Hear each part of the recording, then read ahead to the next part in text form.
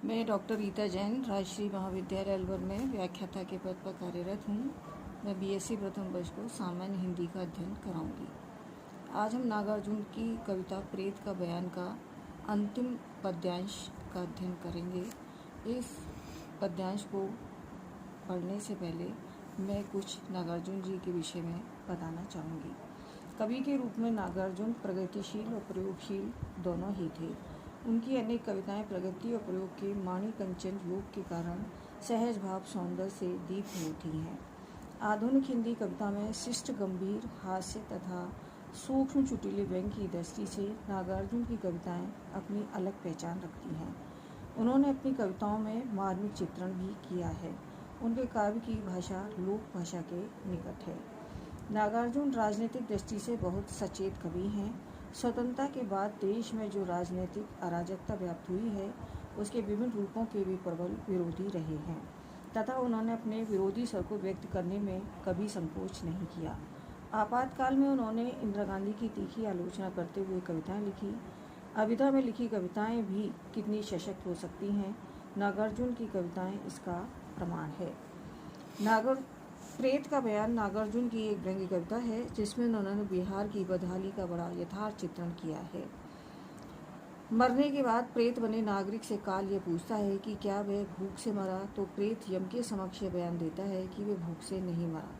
बिहार के लोग भूख को जानते भी नहीं। कविता का व्यंग्यार्थ यह है कि वास्तव में यह मरा तो भूख से ही था, किंतु प्रशासन का आतंक इतना गहरा है कि मरने के बाद भी वह यह स्वीकार नहीं कर पाता कि वह भूख से मरा था। आम आदमी की दयनीय दशा और प्रशासन का आतंक इस कविता में व्यक्त हुआ है। प्रगतिवादी काव्य में नागार्जुन का नाम अत्यंत सम्मान से लिया जाता है। नागार्जुन प्रगतिवादी कविता के हिंदी में ध्वजवाहक है। वे अपनी कविता में ऐसा कथ्य और परिवेश ग्रहण करते हैं जिससे पूंजीवादी साम्राज्यवादी शोषक मनोवृत्ति का यथार्थ परिचय प्राप्त हो सके। दूसरी ओर वे दीन गरीब कुचले और ठुकराए शोषित वर्ग का भी नग्न यथार्थपूर्ण चित्रण उपस्थित करते हैं, जिससे शोषित वर्ग की पीड़ाएं कुंठाएं आदि की अभिव्यक्ति होती है। इस अभिव्यक्ति से शोषितों के प्रति दया या करुणा का भाव भी नहीं उत्पन्न होता, अपितु शोषण असमानता अनीति अन्याय अनाचार अत्याचारों के विरुद्ध क्रांति के अंकुर फूटते हैं। नागार्जुन ने ऐसी अनेक कविताएं लिखी हैं जिनमें प्रेत का बयान अत्यंत प्रसिद्ध और लोकप्रिय कविता है। नागार्जुन ऐसे कवि हैं कि झूठे आदर्शवाद के चक्कर में पड़कर मानवीय भूख प्यास दुख दर्द की उपेक्षा नहीं कर सकते। प्रारंभ में मास्टर के प्रेत ने कहा था कि हमारे सामने भूख का नाम ना लीजिए, भूख जैसी व्याधि इस देश में नहीं है। किंतु जब उनके स्वाभिमान का गुब्बार निकल गया, तब उस प्रेत को अपनी यथार्थ भूखमरेपन की स्थिति का एहसास हुआ, तो उसने शांत और सुस्थिर चित्त से अपने मृत्यु के नग्न और यथार्थ का कारण उल्लेख नरकाधिपति के सामने कर दिया। प्रेत ने कहा कि भूख ने शरीर में पेचिश की व्याधि उत्पन्न कर दी थी। उसकी दुर्घर्ष में चपेट में आकर मेरे प्राण निकल गए। इस प्रकार यहाँ पर इस कविता में इस भाव को बताया गया है कि शिक्षित नौकरी पेशा लोगों की जर्जर आर्थिक स्थिति पर कितना तीखा व्यंग किया गया है। निकल गया भाप आवेश का, तदंतर शांत स्मित स्वर में प्रेत बोला, जहाँ तक मेरा अपना संबंध है सुनिए महाराज, तनिक भी पीड़ नहीं दुख नहीं दुविधा नहीं।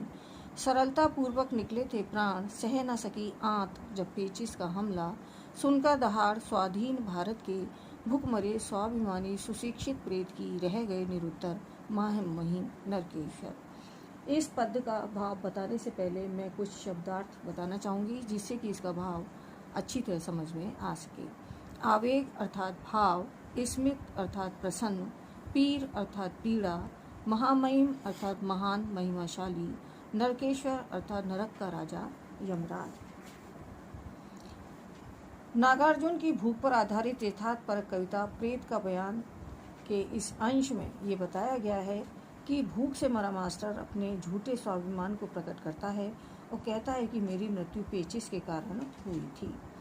यमराज ने जब मास्टर प्रेत को उकसाया कि तुम भूख से नहीं मरे तो कैसे मरे थे, मास्टर ने झूठे आदर्शवाद और स्वाभिमान का सहारा लेकर कहा था कि हमारे सामने कभी भूख का नाम ना लेना। इस कथन से उसके भीतर जो भावनाओं का ज्वार उठ रहा था वह शांत हो गया। इसके बाद वह प्रेत शांत और प्रसन्न भाव से फिर बोला कि अब उसका आवेश समाप्त हो गया था। उसने अब सत्य को स्वीकार किया और जहाँ तक मेरी मृत्यु का प्रश्न है, मुझे अपनी बात कहने में ना कोई पीड़ा है, ना दुविधा और ना दुख है। मेरी आंतें पेचिश का आक्रमण सहन नहीं कर सकी थी, इसी कारण मेरे प्राण आसानी से निकल गए थे। इस प्रकार भारतीय प्राइमरी स्कूल के सुशिक्षित, स्वाभिमानी तथा भुखमरे मास्टर के प्रेत की दहाड़ सुनकर महामहिम नरकेश्वर यमराज भी चुप हो गए। इसमें व्यंग यह है कि भूखा और पढ़ा लिखा मास्टर भूख से मरा था। उसकी पेचिश भूख की देन थी, किंतु वह किसी झूठे आदर्श और स्वाभिमान के वशीभूत स्पष्टतः भूख से मरने की बात स्वीकार न कर पेचिश से मरने की बात स्वीकारता है। नागार्जुन सीधी सपाट वर्ग संघर्ष में वृद्धि करने वाले प्रसंग प्रस्तुत करते हैं और प्रगतिवादी दृष्टि को सहज रूप में सब तक पहुंचाते हैं। नागार्जुन की भाषा सरल और बोलचाल की हिंदी है, जिसमें उर्दू के बहुप्रचलित शब्दों की कमी नहीं है, और यही कारण है कि नागार्जुन की भाषा बहुत हृदय स्पर्शी है, हृदयंगामी है और यथार्थ के कटु सत्यों को अपनी कविता के माध्यम से उन्होंने प्रकट किया है।